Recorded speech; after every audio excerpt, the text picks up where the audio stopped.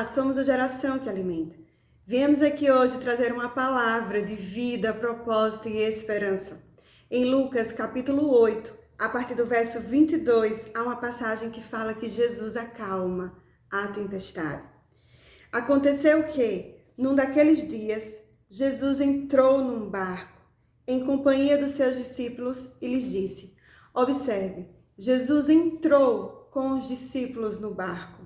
E ele deu uma palavra de ordem antes de qualquer movimentação. Antes que o barco saísse do local onde eles estavam, Jesus vai dar uma palavra, vai dar uma ordem. E ele fala: vamos passar para a outra margem do lago. Jesus não pergunta se eles vão passar. Ele dá uma palavra de ordem. Vamos passar para a outra margem do lago. E partiram. Tudo isso está determinado no verso 22. Tudo isso foi determinado antes que o barco saísse do lugar. E é baseado nesta palavra que eu venho aqui te dizer hoje. O que o Senhor tem dito para você? Quais têm sido as orientações que Jesus tem te dado?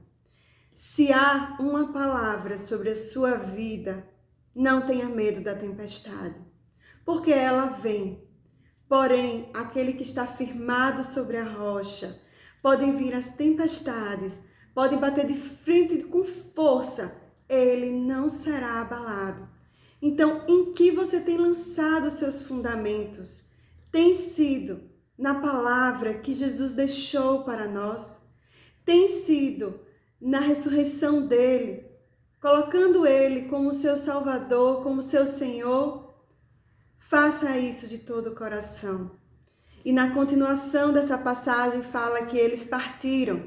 E enquanto navegavam, Jesus adormeceu. Jesus estava convicto do que iria acontecer.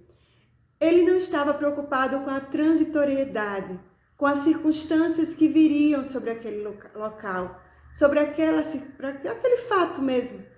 Mas ele sabia que eles iriam passar para a outra margem. Jesus dormiu. E sobreveio uma tempestade de vento no lago e eles corriam perigo. Chegando-se a Jesus, os discípulos o despertaram, dizendo: Mestre, mestre, estamos perecendo. Levantando-se, Jesus repreendeu o vento e a fúria da água.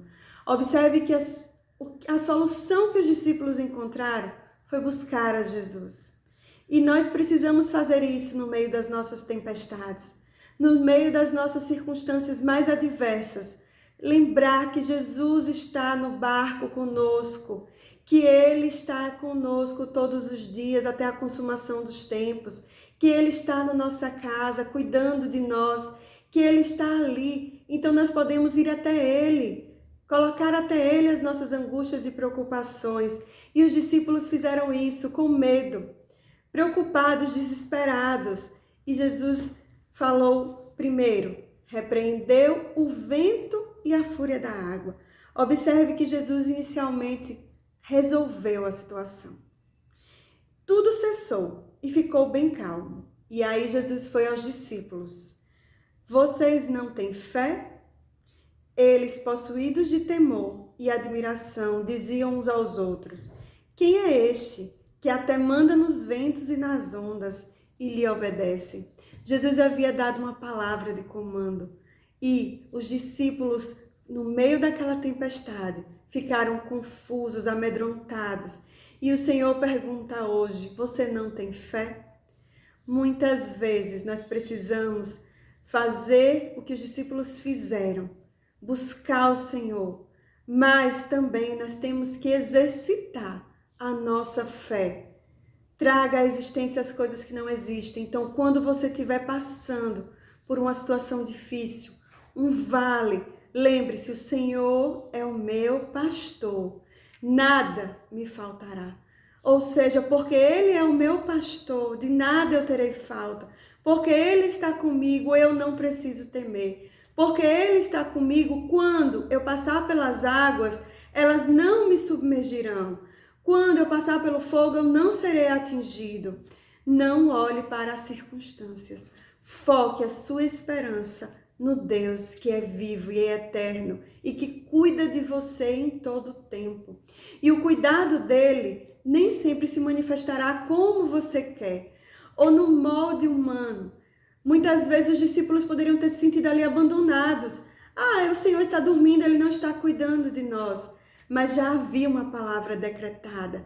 Então o Senhor já sabia o final de todas as coisas. E nós precisamos lembrar disso, que há uma promessa sobre nós. Jesus Cristo vem com poder e glória para que todos confessem que Ele é Senhor e Salvador. Não olhe para as circunstâncias dessa vida. Se apegue às promessas do Senhor para você. E eu tenho certeza que você verá o sobrenatural no natural. Que Deus te abençoe.